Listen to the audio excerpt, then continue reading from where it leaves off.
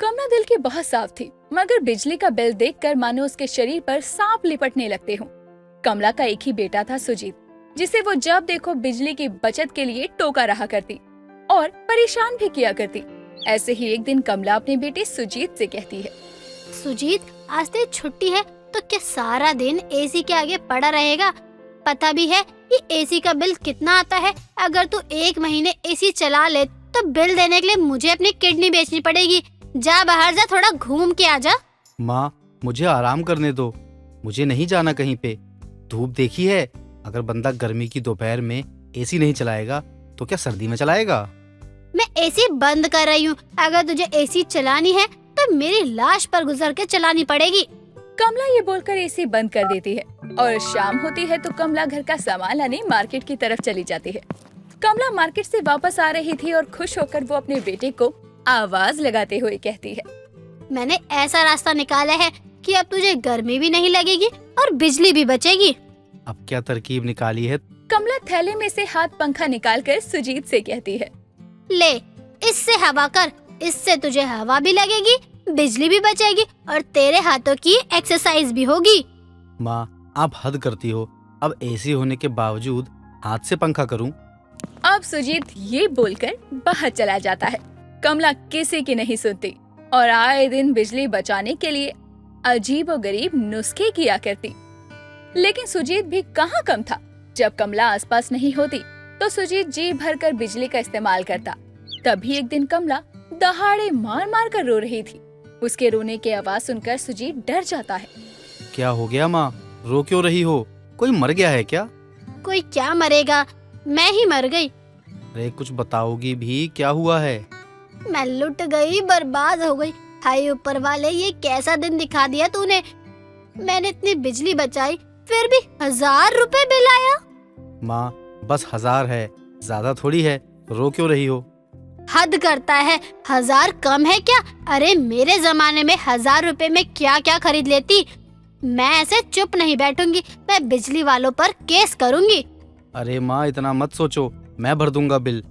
दिन ऐसे ही गुजरते हैं और सुजीत अपनी प्रेमिका सिया को लेकर एक दिन घर आता है और रास्ते में उसे सतर्क भी कर देता है कि उसकी माँ कितनी बड़ी बिजली कंजूस है। दोनों घर आते हैं और सुजीत अपनी माँ को बुलाता है। माँ, बाहर आओ, देखो मैं किसे लाया हूँ।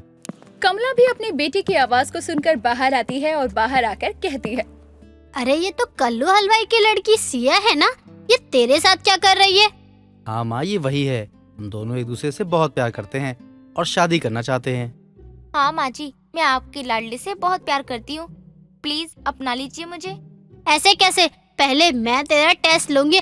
अगर तू पास हुई तो शादी, वरना तू अपने घर हो लियो। ठीक है माँ जी, पूछो जो पूछना है। ये बता, अगर तेरे घर पर रिश्तेदार आए और सारा दिन फालतू में एसी, टीवी, पंखा चलाए तो तू क्या करेगी? माँ जी, मैं एसी का तार काट दूंगी ताकि वो कम चले, क्योंकि उसमें बिजली का बिल बहुत आता है ना। वाह बेटी वाह, तुझमें सच में मेरी बहू बनने के सारे गुण हैं। और सुजीत, तूने तेरी जिंदगी में पहली बार कुछ अच्छा काम किया है। कमला ये सब सुनकर बड़ी खुश हो जाती है और दोनों को गले लगा लेती है। इस तरह उन दोनों की शादी धूमधाम से होती है। शादी की रात सुजीत सिया से कहता है, सिया, मैं तुमसे प्यार करता हूँ। मेरी माँ को बिजली कंजूसी की आदत है, उस पर गौर मत करना, उनके साथ प्यार से रहना। मेरी माँ के सिवा इस दुनिया में मेरा और कोई नहीं है। मैं चाहता हूँ कि तुम भी उनका वैसे ही ख्याल रखो जैसे मैं रखता हूँ। तुम चिंता मत करो, मैं उनको अपनी माँ की तरह रखूंगी। सुबह होती है और सुजीत ऑफिस चला जाता है। सिया और कमला दोनों साथ में पूरा दिन बिताते हैं। सिया हर कोशिश करती है कि कमला को खुश रखे और कमला उसे पसंद करने लगे। शाम होती है, सुजीत ऑफिस से वापस आता है और कमरे में जाकर हैरान होकर सिया से बोलता है, सिया, ये पूरे घर में मोमबत्तियाँ क्यों जला रखी हैं? ये चल क्या रहा है? अरे जान, मैंने और मम्मी जी ने सारी लाइट्स बंद कर दी हैं, इससे बिजली भी बचेगी और हम साथ में रोमांटिक कैंडल लाइट डिनर भी तो कर सकते हैं ना। हे भगवान, एक माँ कम पड़ गई थी क्या जो अब तुम भी बिजली बचाने में लग गई हो? सुजीत अब चुप हो जाता है और चुपचाप खाना खाकर सुट होकर सो जाता है। दिन ऐसे ही बीतते हैं और अब कमला और सिया रोज मोमबत्ती जलाकर बिजली का बिल बचाते। तभी एक दिन और सिया, माँ जल्दी आओ। सिया और कमला सुजीत की आवाज सुनकर घबरा जाते हैं और उसके पास आते हैं। आप ठीक तो है ना? अरे बेटा क्या हुआ? ये चोट कैसे लग गई? अरे कैसे लगी मतलब? तुम दोनों की वजह से लगी। ये मोमबत्तियां जला रखी हैं, कुछ ढंग से दिखता भी नहीं है और मैं टकरा कर गिर गया। बहुत हो गया तुम दोनों का ये ड्रामा। अब लाइट जलाओ सब, वरना मुझसे बुरा कोई नहीं होगा। सिया सारे घर की लाइट्स जला देती है। अगले दिन कमला बहुत उदास होकर अपने कमरे में बैठी थी। सिया उसके कमरे में चाय लेकर आती है और अपनी सास को यूं उदास अकेले बैठा देखकर बोलती है। क्या हो गया माँ जी, आप इतने उदास क्यों हो? आप जानती है ना, मैं आपको ऐसे उदास नहीं देख सकती हूँ। उदास न हो तो क्या करूँ बहू, सुजीत बिजली बचाने नहीं देता। अब बिजली का बिल बहुत आया तो क्या स्वर्ग से उतर के उसके बाप भरेगा बिजली का बिल? माँ जी, आप बुरा ना मानो तो मेरे पास एक आइडिया है जिसमें बिजली जम के इस्तेमाल होगी पर बिजली का बिल भी नहीं आएगा। हाँ हाँ बहू बताना, नेक काम में देरी कैसी? अगर हम बिजली के तार में अपना बिजली का तार डाल दें और उससे बिजली चोरी कर ले तो? क्या बात है, मैं वारी जाऊँ तुझ पर बहू। अब तक ये आइडिया मुझे क्यों नहीं आया? भगवान तेरी जैसी बहू सबको दे। बस फिर क्या, अब क्या ही होना था। अब कमला और सिया रोज तार डालकर बिजली चुराते और सारा दिन सब लाइट टीवी ऑन रखते, जमकर एसी हीटर पंखा सब चलाते। एक दिन सुजीत आता है और कहता है, ये क्या माँ, मैं थक गया था तो एसी चालू था और आया तो भी, और आपने बिना जरूरत के सब लाइट क्यों जला रखी है? आप ठीक तो है ना? ये क्या हो गया है आपको? आपको पता भी है बिल कितना आएगा? बेटा तू छोड़ वो सब, मैं और बहू मिलकर सब संभाल लेंगे। सुजीत को बहुत चिंता हो जाती है कि आखिर सास बहू का हृदय परिवर्तन कैसे हो गया जिससे वो बिजली को लेकर इतनी बेफिक्र हो गई। वो खुद से मन ही मन कहता है, कुछ तो गड़बड़ चल रही है। देखना पड़ेगा कि आखिर ये दोनों सास बहू की टोली क्या कांड कर रही हैं। अगली सुबह तेज बारिश का अच्छा सा मौसम था और सुजीत अपने मन ही मन एक बात सोचता है। बारिश आने वाली है, क्यों ना घर से बाहर निकल जाऊं और काम पर जाने के बजाय चुपके देखूं कि ये लोग आखिर करते क्या हैं। सुजीत काम पर जाने के बहाने घर से निकल जाता है और अपनी माँ और बीवी की जासूसी करने लगता है कि आखिर कमला और सिया करते क्या हैं। इतने में ही सिया और कमला चोरों की तरह हाथ में एक तार लिए घर से निकलती हैं और बिजली के खंभे की तरफ बढ़ती हैं। सुजीत ये सब देखकर हैरान रह जाता है। फिर जैसे ही उसकी माँ तार डालने वाली होती है, वो उसे रोक कर कहता है, आप लोग पागल हो गए हो क्या? ये क्या कर रहे हो? बिजली है ये, बिजली। अगर आप लोगों को करंट लग जाता तो पिताजी की तरह स्वर्ग सिधा जाते दोनों के दोनों। और आप लोगों ने एक बार भी नहीं सोचा कि अगर बिजली डिपार्टमेंट को पता चल जाता कि तुम लोग ये सब कर रहे हो तो कितना जुर्माना देना पड़ता। पता भी है, लोग आप लोगों को बिजली चोर बोल के बुलाते, जानते भी हो आप। बेटा मुझे माफ कर दे, मुझसे गलती हो गई। मैं पैसे और बिजली बचाने के चक्कर में अंधी हो गई थी और मैंने बहू को भी इसमें घसीट लिया। कोई बात नहीं माँ, मैं आपसे वादा करता हूँ अब से हम सब बहुत संभाल के बिजली का इस्तेमाल करेंगे ताकि आपको ऐसा कुछ करने की जरूरत ना पड़े। अब तीनों अपने घर आ जाते हैं। सास बहू उस दिन के बाद बिजली चोरी छोड़ देती है और उसके बाद नियम से ही बिजली का इस्तेमाल करती है।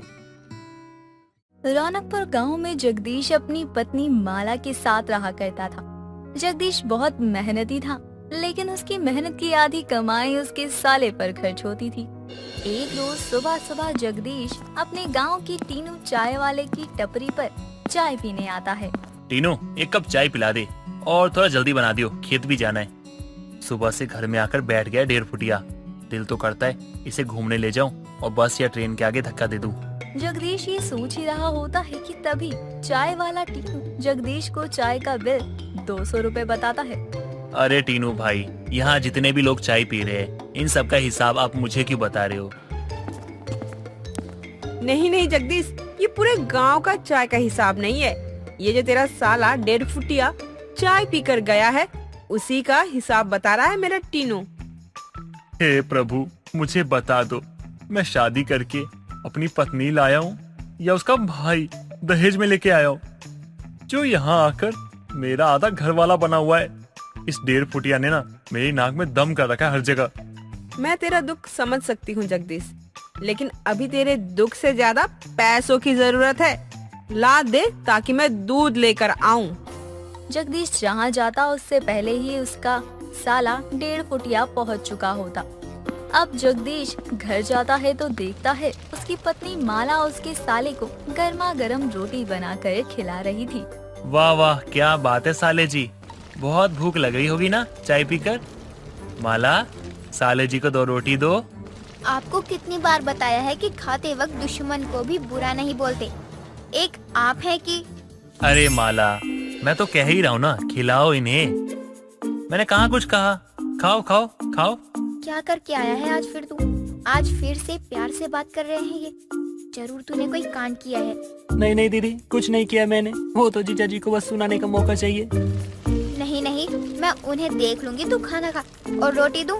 सब्जी भी लेगा ना? कैसी बनी है सब्जी? इससे पहले आप दोनों भाई बहन गाना गाना स्टार्ट कर दो कि भैया मेरे, बहना मेरी। इससे पहले मैं आप लोगों को बता देता हूँ, जब आप लोगों का हो जाए तो मुझे याद कर लेना, मैं भी यहीं पे हूँ। जगदीश उस वक्त तो वहाँ से गुस्से में बिना कुछ खाए खेत चला जाता है। लेकिन देर शाम जब वो खेत से लौट रहा होता है तो जगदीश देखता है उसकी साइकिल विमला के घर के बाहर लगी थी। ये साइकिल तो मेरी लग रही है। अरे नहीं नहीं, विमला काकी ने खरीदी होगी मेरी जैसी। ये यहाँ क्या कर रहा है? अरे साले जी, कैसे आना हुआ? चाय का पैसा मैंने दे दिया था, तो आप किस काम से आए थे यहाँ पे? अरे जीजा जी आप, मैं तो बस यही पूछने आया था कि विमला काकी, जीजा जी ने आपको पैसे दिए कि नहीं, वरना क्या आप देते पैसे? हाँ, और ये इतने सारे पैसे चोरी करके लाए हो क्या? इधर दो। वैसे भी जब से मेरी शादी हुई है तब से मेरे ऊपर तो 1.5 फुटिया का दोष लग गया है। इसकी मुझे बहुत जरूरत है, इसे मैं ही रखता हूँ। अरे जीजा जी, ये मेरे पैसे। अरे सुनिए तो। अब जगदीश घर आता है तो इधर माला रो रही होती है। हे भगवान, मैं तो लुट गई, बर्बाद हो गई। दिन दहाड़े मेरे दरवाजे से चोरी हो गई। चोरी हो गई? अरे क्या चोरी हो गया? तुम्हारा भाई तो नहीं चोरी हो गया? लेकिन अभी बाहर दिखा तो था मुझे घूमता हुआ। वैसे भी वो खुद चोर जैसा दिखता है। अगर उसको चोर चुरा के भी ले जाएंगे तो वो खुद कर्जे में डूब जाएंगे। अरे ये आप क्या कह रहे हैं? मेरा इकलौता भाई को भला चोर क्यों ले जाएगा? चोर तो आपकी साइकिल ले गया, जो मेरे पिताजी ने आपको दहेज में दी थी। क्या? मेरी साइकिल ले गए? अब समझ में आया मुझे, वो चोर कोई और नहीं, तुम्हारा भाई है, जो अभी विमला काकी के बाहर मुझे दिखा था, और मेरी साइकिल भी वही थी। अजी आप क्या कह रहे हैं? नहीं नहीं, वो ऐसा नहीं है, आप उसे गलत समझ रहे हैं। अरे दीदी, मैंने ही जीजा जी की साइकिल बेची है ताकि वो नई साइकिल ले ले। अरे मेरा जुगनू, कितना सोचता है तू अपने जीजा जी के बारे में। और एक ये है जो हर वक्त मेरे भाई को भला बुरा कहते रहते हैं। पहले तो मेरे गांव में मेरी बदनामी करवा रहा था ये, और अब तो चोरी करने लग गया। और मेरी बात तुम ध्यान से सुन लो, आज के बाद तुम्हारा भाई मेरे घर में दिखना नहीं चाहिए, समझी तुम? आप मेरे भाई के बारे में कुछ अच्छा नहीं सोच सकते हैं क्या? वो खुद कह रहा है कि उसने साइकिल इसलिए बेची क्योंकि वो आपके लिए नई साइकिल लाना चाहता था। जगदीश अपने साले की हरकतों से परेशान था, लेकिन माला अपने भाई को हर चीज में सपोर्ट किया करती। बेचारा जगदीश भी अपनी पत्नी के आगे हार मान लेता है। अब ऐसे ही समय बीत रहा था। जगदीश तो हर वक्त अपने 1.5 फुटिये साले को उसके घर भेजने में लगा रहता, लेकिन उसका साला भी 1 या 2 दिन के लिए अपने घर जाता और फिर अपनी बहन के घर लौट आता। अरे माला देखो, ये विमला काकी ने सुबह सुबह क्यों रो रही है? कहीं इनके घर में चोरी तो नहीं हो गई? रुको देखती हूँ क्या हुआ, क्यों सुबह सुबह इतना हंगामा मचा रखा है। अरे मेरी पिंकी घर में नहीं है, उन्हें चोर उठा ले गए। हे प्रभु, मेरी फूल सी बेटी किसी के साथ भाग भी नहीं सकती, क्योंकि वो तो ठीक से चल भी नहीं पाती है। हाँ विमला काकी, मैं जानती हूँ, वो बचपन से ही लंगड़ी है, तो कैसे भागेगी? आज तो वो 1.5 फुटिया भी घर पे नहीं है, और विमला काकी की बेटी पिंकी भी गायब है। कहीं वो 1.5 फुटिया पिंकी को लेकर भाग तो नहीं गया? नहीं नहीं, अगर ऐसा हुआ ये सब मैं नहीं झेल पाऊंगा। ये सब बातें हो ही रही होती हैं। विमला अपनी बेटी के घर से गायब होने पर रोना धोना शुरू कर देती है। तभी माला अपने भाई के साथ पिंकी को देखकर हैरान रह जाती है। ये मैं क्या देख रही हूँ? मेरा भाई 1.5 फुटिया, मेरा मतलब जुगनू, पिंकी के साथ। कहाँ है पिंकी? मेरी बेटी पिंकी कहाँ है? पाए लागू सासू माँ, आज से मैं आपका दामाद। मैंने आपकी बेटी से शादी कर ली। तेरी इतनी हिम्मत, तू मेरी बेटी को भगा ले गया। और तुझे यही चोर मिला था बिहाने को। जरा इसकी शक्ल देख, कहीं भी गांव में चोरी हो जाए तो सबसे पहले शक इसी पर जाता है, और तुझे यही पसंद आया। ये हुई ना विमला काकी बात। लात, जूते, चप्पल सबसे मारो उस कुत्ते को, इतना मारो कि कभी इस गांव में आए ही ना। मेरी आंखें तरस रही है विमला काकी, मारो, मुझे अपनी आंखों से देखना है, मारो इसे। विमला काकी, मैं बस आपकी इज्जत करती हूँ, लेकिन आपने मेरे 1.5 फुटिये को हाथ कैसे लगाया? अभी तो हाथ ही लगाया है इसे, अब तो मेरा लात भी चलेगा। लेकर चली जा इसे मेरी नजरों के सामने से। पूरे गांव में जगदीश की बदनामी हो रही थी कि उसके साले ने गांव का माहौल खराब करके रखा हुआ है। पहले तो उधारी, चोरी ये सब करता था, लेकिन अब तो गांव की लड़कियों पर भी उसकी नजरें आ चुकी थी और उसने विमला की बेटी पिंकी से शादी तक कर ली है। अब देर शाम। अगर अब ये यहाँ रहा ना तो मैं घर छोड़ के चला जाऊंगा, समझी तुम? कहाँ जाएगा बेचारा, देखिए कितना उदास है। नहीं जुगनू, उदास नहीं होते हैं। अब शादी हो गई है तो आज ना तो कल बहू तो घर आएगी ही। अरे नहीं दीदी, मैं इस बात से दुखी नहीं हूँ, बल्कि मैं तो इस बात से दुखी हूँ कि आज मेरी शादी की पहली रात है और मैं ऐसे रो रहा हूँ। साले जी, जैसा आपने काम किया ना उस हिसाब से ना आपको जेल में होना चाहिए था। लेकिन भला हो विमला काकी का, जिन्होंने मेरे कारण आपको छोड़ दिया। अब तो आप मेरे भाई को जलील करने का मौका ही छोड़ दो, बेचारा पहले ही इतना परेशान है। हाँ, तुम सही कह रही हो। जलील भी उन्हें किया जाता है जिनके अंदर शर्म बची हो। इसे देख के लगता है इसके अंदर शर्म वरम कुछ है भी। शक्ल सूरत से चोर उचक्का लगता ही है, कुछ भी नहीं बचा इसके पास। मुझे तो पिंकी के लिए अफसोस हो रहा है, बेचारी को ये नहीं पता कि वो किस मनुष्य के साथ जिंदगी बिताने का सोच रही है। दीदी, आप जीजा जी को चुप कराती है कि मैं यहाँ से जाऊँ। ऐसा है क्या? ऐसा है ना तो मैं तो बिल्कुल चुप नहीं होने वाला। अब अगली रोज विमला गांव में पंचायत बैठाती है, वो भी 1.5 फुटिया के खिलाफ। मैं अपनी बेटी को इस 1.5 फुटिया के साथ तब जाने दूंगी जब ये कमाने लगेगा और इस गांव में जगदीश के घर कम आना जाना करेगा तो।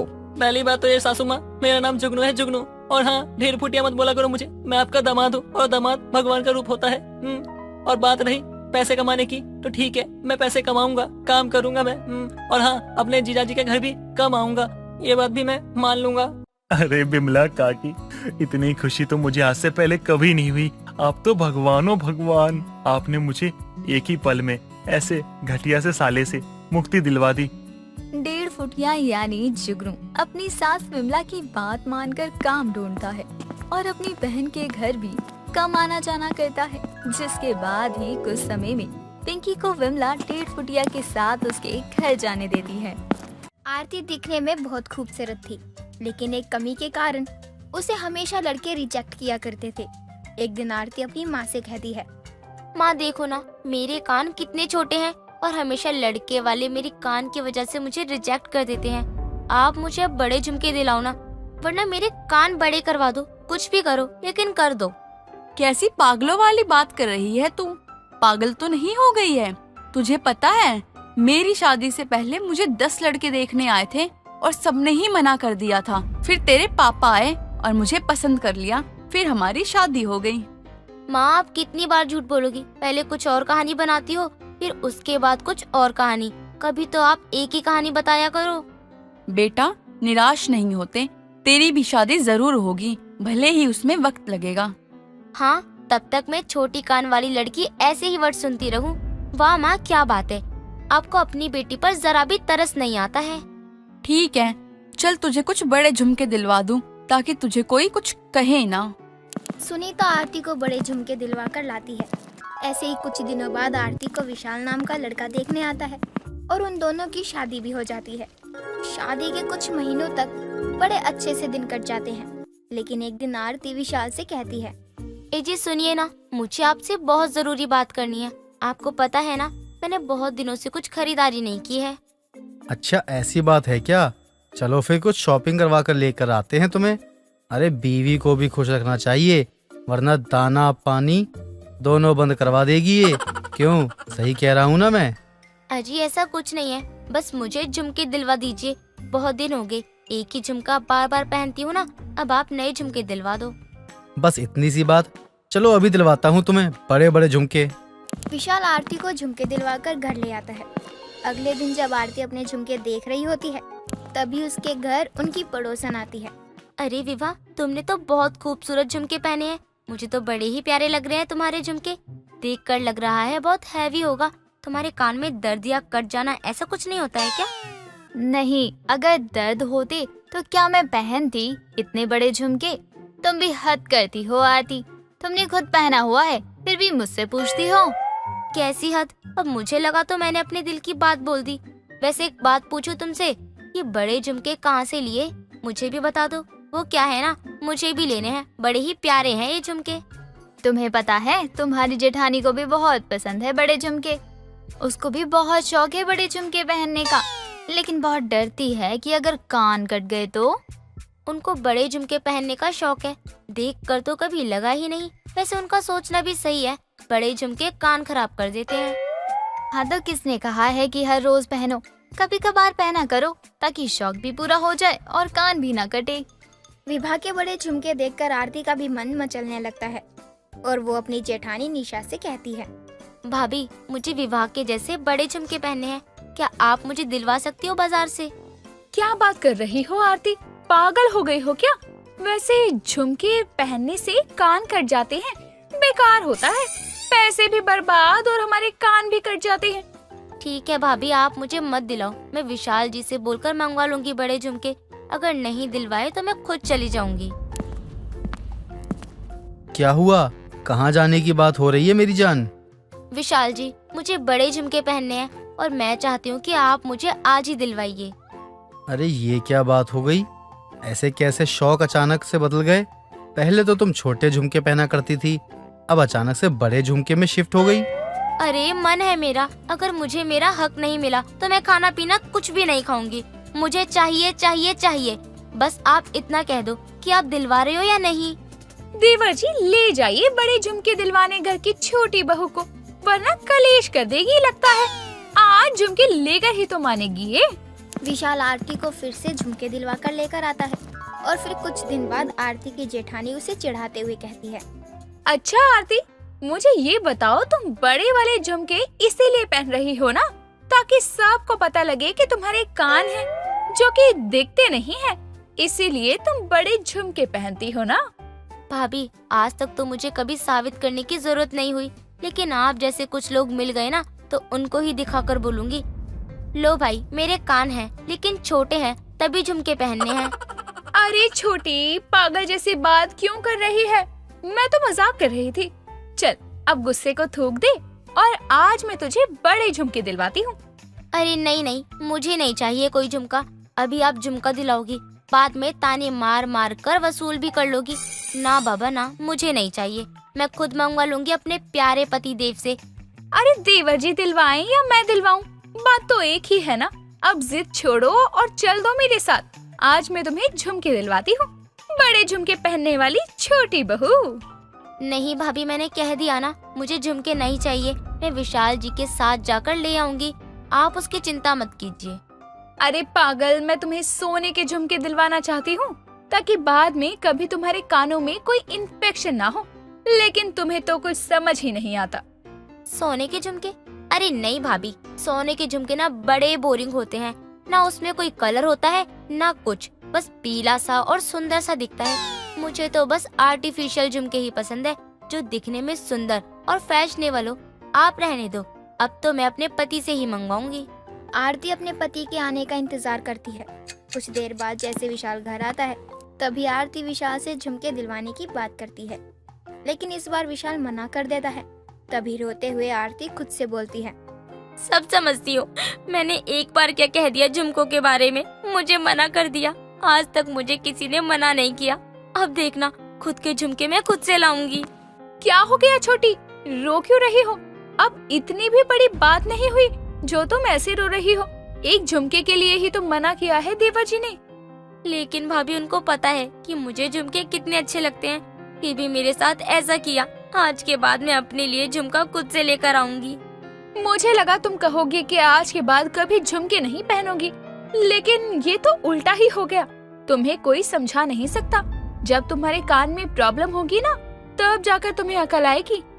हाँ ठीक है, जब आएगी तब देखा जाएगा। अब मुझे सोचने दीजिए कि मैं कैसे नए झुमके ला सकूं अपने लिए। आरती की बात सुनकर निशा को समझ आता है कि अब तो आरती सुधरने नहीं वाली। आरती को सुधारने के लिए कुछ तो तिगड़मबाजी करनी ही पड़ेगी। अगली सुबह आरती एक झुमका अपने कान में लगाकर गाना गा रही थी। झुमका गिरा रे बरेली के बाजार में, झुमका गिरा झुमका गिरा, हाय हाय हाय। तभी वहाँ निशा आती है और आरती को गाना गाता हुआ देखकर बोलती है, क्या बात है आरती, बड़े गाने गाए जा रहे हैं। और ये क्या, एक मिनट, ये झुमका तो मैंने कहीं देखा है, लेकिन याद नहीं आ रहा कहाँ देखा है। कहाँ से मिला तुम्हें ये झुमका? कहाँ मिला मतलब? मैंने खरीदा है। आपको क्या लगता है कि मैंने चोरी की है इसकी? नहीं नहीं, मैं ऐसा नहीं कह रही हूँ। मैं तो सोच रही हूँ कहाँ देखा है ये झुमका। कहीं तो देखा है ये झुमका। कहीं क्या, बाजार में देखा होगा आपने। आरती के कान के झुमके देखकर निशा को याद आता है ये झुमका उनकी पड़ोसन विभा का है। निशा हैरान थी, आरती के पास विभा का झुमका आया कहाँ से। कुछ देर बाद निशा विभा से पूछती है तो पता चलता है कि उसका झुमका चोरी हो गया था। निशा बाजार से एक सुंदर सा झुमका लेकर आती है। आरती, ये लो झुमके, बहुत खूबसूरत हैं। अभी पहनो, तुम पर बहुत अच्छे लगेंगे। आज आपको मुझ पर दया कैसे आ गई? आप तो सोने का झुमका दिलवाने वाली थी, तो आज ये झुमका क्यों? बस कुछ चीजें ठीक करने के लिए। अरे तुम पहनो ये झुमके, मैं अभी आती हूँ। आरती जैसे निशा के लाए झुमके पहनती है तभी उसके कान में जलन होने लगती है और देखते ही देखते आरती दर्द से तड़पने लगती है और रोते हुए बोलती है, अरे जेठानी जी, क्या था इस झुमके में? मेरा कान जल रहा है। ये झुमका पहनने के बाद उमा मर गई, बचा लो। कोई नहीं बचाएगा अब। जब तक तुम सच नहीं बोलती कि ये दूसरा झुमका कहाँ से आया, तब तक कोई दवा नहीं मिलेगी। और हाँ, मुझे यकीन नहीं हो रहा है कि तुमने अपनी इच्छा पूरी करने के लिए चोरी की है। भाभी मुझे माफ कर दीजिए। आज के बाद दूसरों का क्या, मैं खुद का भी झुमका नहीं पहनूंगी। भाभी मुझे दवा दे दीजिए। निशा आरती की बात सुनकर उसके कानों में दवा लगा देती है। इसके बाद आरती भी झुमके पहनना बंद कर देती है और अब छोटे कानों में छोटे सोने की बालियां डालकर रखती है। रोहित बहुत ही गरीब लड़का था जो एक कंपनी में वॉचमैन का काम करता था और उसी की तनख्वाह से अपना घर चलाता था। रोहित एक रोज शाम के समय काम से लौटकर घर आता है और चुपचाप हॉल में बड़ी कुर्सी पर बैठ जाता है। तभी उसकी माँ आशा उसके लिए पानी लेकर आती है और उसे उदास बैठे देखकर कहती है, क्या बात है बेटा, आज तू काम से बड़ी जल्दी वापस आ गया और तू इतना परेशान क्यों है? माँ, आज काम में मन नहीं लग रहा था, इसलिए जल्दी घर वापस आ गया। क्या हुआ? जरूर कोई बात है, तभी तू काम छोड़कर वापस घर आ गया। बताना क्या बात है? माँ, आज नेहा की बहुत याद आ रही है। मन कर रहा है उसके ससुराल जाकर उससे मिल लूं। वैसे भी त्योहार आने वाला है, दीपावली, फिर उसके बाद भाई दूज भी आएगा और इस बार ना पहला ऐसा भाई दूज होगा जब मेरी प्यारी बहन मेरे साथ नहीं होगी। मैं समझ रही हूँ बेटा तेरी भावना को। तू अपनी बहन से बहुत प्यार करता है ना, इसलिए तुझे उसकी इतनी चिंता रहती है। लेकिन तू तो जानता है ना कि हम लोग उसके ससुराल वालों के आगे कुछ नहीं है। कहाँ उसके ससुराल वाले इतने अमीर और हम इतने गरीब। माँ, गरीब है तो क्या हुआ, गरीब भाई का भाई दूज नहीं होता क्या? मैं तो अपनी बहन को जरूर लेने जाऊंगा भाई दूज के दिन। हाँ ठीक है, लेकिन उसके लिए हमें पहले उसके ससुराल वालों से इजाजत लेनी पड़ेगी और वो तेरी बहन का ससुराल है, इसलिए तुझे वहाँ जाने से पहले सभी लोगों के लिए तोहफे का इंतजाम करना होगा। ऐसे खाली हाथ थोड़ी ना जा सकता है। माँ, बात तो आपकी बिल्कुल सही है, लेकिन उसमें तो टाइम है ना। पहले जो कल है उसके बारे में सोचें। कल क्या है बेटा, मुझे याद नहीं है। माँ, आप अपनी बेटी का बर्थडे कैसे भूल सकती हो? अगर उसकी शादी नहीं हुई होती ना तो 10 दिन पहले ही वो पूरा घर सर पे उठा के रखती और खुद ही सबको चिल्ला चिल्ला कर बता देती कि मेरा बर्थडे आने वाला है। हाँ बेटा, मैं तो भूल ही गई थी। क्या करूँ, पढ़ी लिखी नहीं हूँ ना, लेकिन फिर भी ऐसे खाली हाथ जाना ठीक नहीं है। खाली हाथ क्यों जाऊंगा माँ? आपके हाथ के बने हुए पेड़ है ना जो हर बर्थडे पे वो बनवाती थी, आप मुझे वही बनाकर दे देना, मैं वही लेकर जाऊंगा। हम गरीब है तो क्या हुआ, हमारी जितनी हैसियत है हम वही तो करेंगे ना, वही लेके जाएंगे। और आपकी बेटी के लिए आपके हाथों के बने हुए पेड़े से ज्यादा अच्छा और कुछ भी नहीं हो सकता। इसी बहाने अपनी बहन से मिलना भी हो जाएगा और सबको भाई दूज के लिए घर आने का न्योता भी दे दूंगा। हाँ बेटा, ये तूने सही कहा, लेकिन थोड़ा आराम से बात करिए उसके ससुराल वालों से। वरना कहीं वो लोग नेहा को मायके भेजने के लिए नहीं माने तो। वो लोग नहीं मानेंगे तो क्या हो गया माँ, मैं खुद जाऊंगा अपनी बहन के घर भाई दूज मनाने। तब तक मैं पैसों का इंतजाम भी कर लूंगा। कुछ भी हो जाए, लेकिन इस गरीब भाई का भाई दूज तो होके रहेगा, कोई इसे रोक नहीं सकता। अच्छा ठीक है, चले जाना मिलने। अब खुश? अब जाके हाथ मुंह धो ले और खाना खा ले। सुबह टाइम से चले जाना। अगले दिन सुबह रोहित जल्दी से तैयार होकर अपनी बहन नेहा से मिलने के लिए निकलने ही वाला होता है कि तभी उसकी माँ आशा उसे रोकते हुए कहती है, आज मेरे बेटे के चेहरे की खुशी तो देखो। बिना उठाए न उठने वाला इंसान आज बिना उठाए ही उठ गया और तैयार भी हो गया। कितना समझदार हो गया है मेरा बेटा। माँ आपने ये बताने के लिए मुझे रोका है, जाने दीजिए ना माँ, लेट हो रहा है। अगर टाइम पे नहीं पहुँचा तो शाम को छुट्टी नहीं मिलेगी। जानती हूँ आज तुझे अपनी बहन से मिलने की बहुत जल्दी है, लेकिन लगता है अपनी रात वाली बात तो खुद ही भूल गया। बिना पेड़े लिए भागे ही जा रहा है। वहाँ पहुँचकर मुंह मीठा किससे करवाएगा अपनी बहन का। हाँ माँ, ये तो मैं भूल ही गया था। अच्छा हुआ आपने याद दिला दिया। अच्छा अब मैं चलता हूँ, रात को मिलूंगा आपसे। रोहित इतना कहकर अपने काम पर जाने के लिए निकल जाता है। थोड़ी देर बाद वो शाम के समय अपनी माँ के दिए हुए पेड़े लेकर अपनी बहन के घर पहुँचता है और देखता है कि पूरा घर मेहमानों से भरा होता है और उनके घर में पार्टी चल रही होती है। तभी नेहा की नजर दरवाजे पर खड़े अपने भाई पर जाती है और वो भागते हुए उसके पास आती है और कहती है, भाई आप यहाँ कैसे? मैं आपको बता नहीं सकती हूँ कि मैं आपको यहाँ देखकर कितनी खुश हूँ। मुझे लगा कि आप मेरा बर्थडे भूल गए। बहन ऐसा कभी हुआ है कि तेरा बर्थडे हो और तेरा भाई तुझे विश करने ना आए? आप इतने दिन बाद क्यों आए? आपको पता है मुझे आपकी कितनी याद आ रही थी। माँ कैसी है? हाँ मुझे भी तेरी बहुत याद आई, तभी तो तेरे बर्थडे में तुझे मिलने आ गया। ये ले, माँ ने ना इन पेड़ों के रूप में ना आशीर्वाद भेजा तेरे लिए। ये तेरे जन्मदिन की पार्टी चली है क्या? हाँ भाई, ये मेरे जन्मदिन की ही पार्टी है। आप अंदर आइए ना। नहीं बहन, रहने दे। जब तेरे ससुराल वालों ने हमें इस लायक ही नहीं समझा कि हमें अपनी खुशी में शामिल करे, तो मुझे नहीं आना है। तुझसे मिलने का बहुत दिल कर रहा था, इसलिए मैं आ गया, वरना मैं कभी नहीं आता। नेहा और उसके भाई रोहित की सारी बातें उनसे कुछ दूर खड़ी नेहा की सास उर्मिला सुन लेती है, जिसे सुनने के बाद वो उनके पास आती है और गुस्से में कहती है, तुम इस गरीब हालत में यहाँ क्या कर रहे हो? कम से कम अपनी बहन के घर आने से पहले ढंग के कपड़े तो पहन लेते। तुम्हें शर्म नहीं आती है ऐसे बिना बुलाए किसी के भी घर में आने में? और तुम बहू, तुम्हें इस गरीबी से उठा लाए, इसका मतलब ये नहीं कि तुम्हारे सभी घर वालों को हम गोद ले लेंगे। इनसे बोलो कि दोबारा यहाँ ना दिखाई दे। देखिए, मुझे नहीं पता था यहाँ पे पार्टी चल रही है, वरना मैं यहाँ कभी नहीं आता। मैं यहाँ पार्टी एंजॉय करने के लिए नहीं, मैं अपनी बहन से मिलने आया था। अब मैं चलता हूँ। हो सके ना तो मेरी बहन को उसके गरीब भाई का भाई दूज करने के लिए जरूर भेज दीजिएगा। रोहित इतना कहकर वहाँ से चला जाता है। अपने भाई की इतनी बेइज्जती देखकर नेहा भी रोते हुए वहाँ से चली जाती है। ऐसे ही समय बीतता है और भाई दूज का दिन आ जाता है। रोहित जैसे तैसे करके अपनी बहन के ससुराल वालों के लिए तोहफे लेकर उनके घर जाता है और अपनी बहन की सास उर्मिला से हाथ जोड़कर कहता है, आंटी जी, आज तो भाई दूज है, कम से कम आज तो मुझे अपनी बहन को अपने घर ले जाने दीजिए। तुम फिर आ गए। मैंने बोला था ना कि अब वो तुम्हारी बहन नहीं है, इस बड़े घर की बहू है और वो तुम्हारे गरीब घर में नहीं जाएगी। गरीबों का कोई त्योहार नहीं होता। माँ जी जाने दीजिए, आज भैया दूज है, आज के दिन तो मना मत करिए। बड़े बेशर्म आदमी हो तुम।